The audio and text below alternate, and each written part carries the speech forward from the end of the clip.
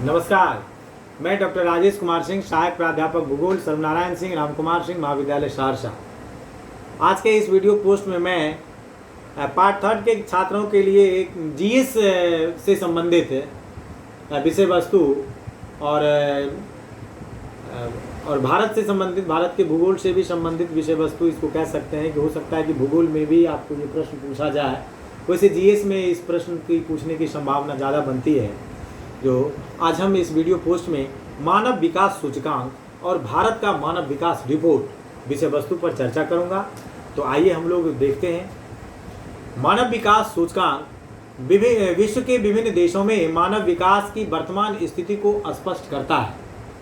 आप इस पोस्ट में मानव भूगोल के अंतर्गत मानव विकास सूचकांक और भारत के मानव विकास रिपोर्ट के बारे में पढ़ेंगे।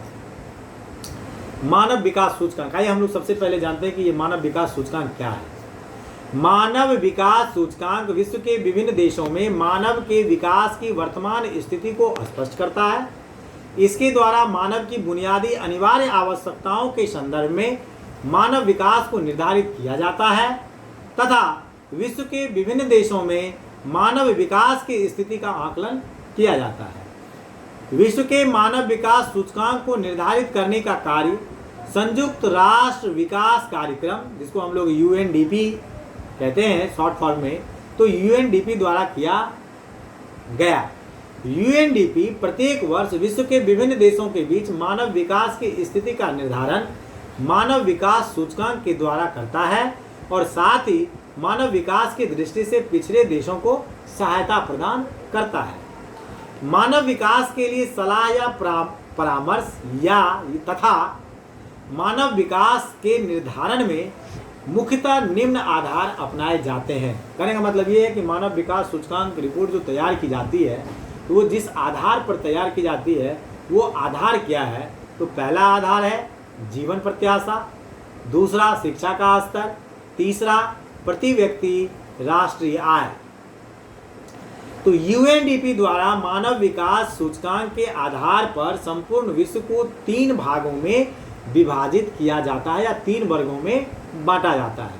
पहला, उच्च मानव विकास श्रेणी वाले देश। तो उच्च विकास श्रेणी वाले श्रेणी में ऐसे देशों को सम्मिलित किया जाता है जिसका HDI मूल्य 0.8 से अधिक होता है। दूसरा, मध्यम मानव विकास वर्ग या श्रेणी। इस वर्ग में ऐसे देशों को सम्मिलित किया जाता है जिसका HDI मूल्य 0.5 से 0.8 के बीच होता है। तीसरा, निम्न मानव विकास की श्रेणी।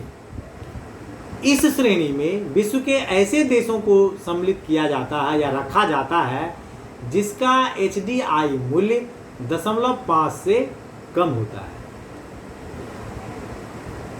मानव विकास सूचकांक नापने का सूत्र, जिस सूत्र के माध्यम से मानव विकास सूचकांक नापा जाता है वो निम्नलिखित है। HDI बराबर 1/2 LRI plus EAI plus SLI। यहाँ LRI का मतलब हुआ जीवन प्रत्याशा सूचकांक, EAI का मतलब हुआ शिक्षा प्राप्ति का सूचकांक और SLI का मतलब हुआ जीवन स्तर का सूचकांक। आइए अब हम लोग मानव विकास सूचकांक की जो नवीनतम रिपोर्ट है उस रिपोर्ट को समझें। यूएनडीपी द्वारा मानव विकास सूचकांक का नवीनतम रिपोर्ट 2018 में जारी किया गया। इस रिपोर्ट के प्रमुख बिंदु निम्नलिखित हैं।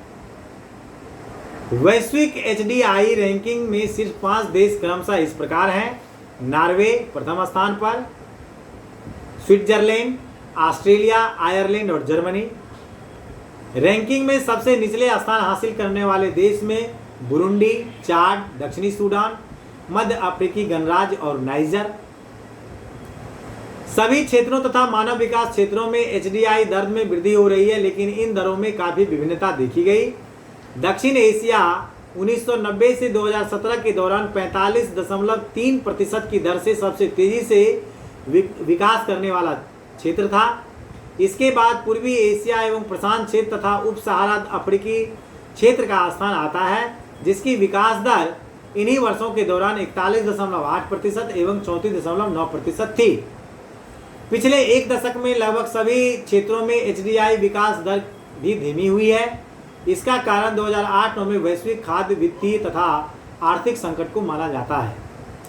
2012 से 2017 के बीच सबसे अधिक वृद्धि आयरलैंड की रैंकिंग में हुई है, जो 13 स्थान ऊपर पहुंच गया है। अब हम भारत की स्थिति को अगर हम इसमें देखें तो भारत की स्थिति 1990 में एचडीआई की शुरुआत के समय से 2018 तक भारत का एचडीआई मान 0.427 से 0.640 तक पहुंच गया है। अर्थात एचडीआई मान में 50% का सकारात्मक परिवर्तन हुआ है। 2017 की एचडीआई में भारत 131वें स्थान पर था। उसने 2018 में एक स्थान की बढ़त हासिल करते हुए 2018 के सूचकांक में 133वां स्थान प्राप्त किया। इसी तरह हमने 2017 की तुलना में एक स्थान की छलांग लगाई है। भारत में जन्म के समय औसत जीवन प्रत्याशा 68.8 वर्ष है। 6,353 रुपये की सकल राष्ट्रीय आय के साथ यहाँ स्कूली शिक्षा में अपेक्षित वर्ष 6.4 वर्ष के औसत के साथ 12.3 वर्ष है। अब हम भारत के मानव विकास रिपोर्ट की बात करते हैं, चर्चा करते हैं, समझते हैं। यूएनडीपी के तर्ज पर भारत में मानव विकास रिपोर्ट प्रकाशित करना प्रारंभ किया। सर्वप्रथम 2002 में भारत में मानव विकास रिपोर्ट प्रकाशित की गई थी। इस रिपोर्ट में मानव विकास सूचकांक तथा मानव निर्धनता सूचकांक तैयार किया गया है। मानव विकास सूचकांक, इसमें शिक्षा, स्वास्थ्य और आर्थिक सूचक सम्मिलित है। शिक्षा को साक्षरता दर, विद्यालय में बिताए गए औसत वर्ष जैसे उपसूचकों से परिभाषित किया गया है। स्वास्थ्य को शिशु मृत्यु दर, 1 वर्ष की उम्र में जीवन की संभावना दर जैसे उपसूचकों से तथा आर्थिक सूचक को प्रति व्यक्ति व्यय जैसे उपसूचकों से परिभाषित किया गया है। मानव निर्धनता सूचकांक, इसमें निर्धनता के साथ साथ आवास, आसपास का वातावरण, मूलभूत सुविधाओं तक पहुंचने के लिए उपसूचकों का प्रयोग किया गया है। उपरोक्त सूचकांकों के आधार पर यह निष्कर्ष निकाला गया कि 1980 के दशक में समग्र मानव विकास वृद्धि दर 2.4% वार्षिक रही, जो 1980 के दशक से बढ़कर 3% वार्षिक हो गई है। रिपोर्ट में कहा गया है कि उदारीकरण के दौर में पिछले 10 वर्षों में देश के समग्र मानव विकास सूचकांक में बेहतर सुधार हुआ है। निर्धनता सूचकांक के अंतर्गत 1983 में 47% तथा 93-94 में 39% जनसंख्या गरीबी रेखा से नीचे थी। महिला पुरुष अनुपात में मामूली सुधार की बात भी कही गई। प्रति व्यक्ति उपभोक्ता व्यय पंजाब, हरियाणा, केरल और राजस्थान में राष्ट्रीय स्तर से अधिक है। इस तरह आपने इस पोस्ट में मानव विकास सूचकांक और भारत का मानव विकास रिपोर्ट को पढ़ा।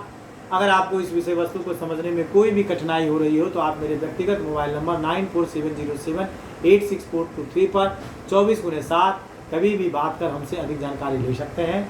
धन्यवाद।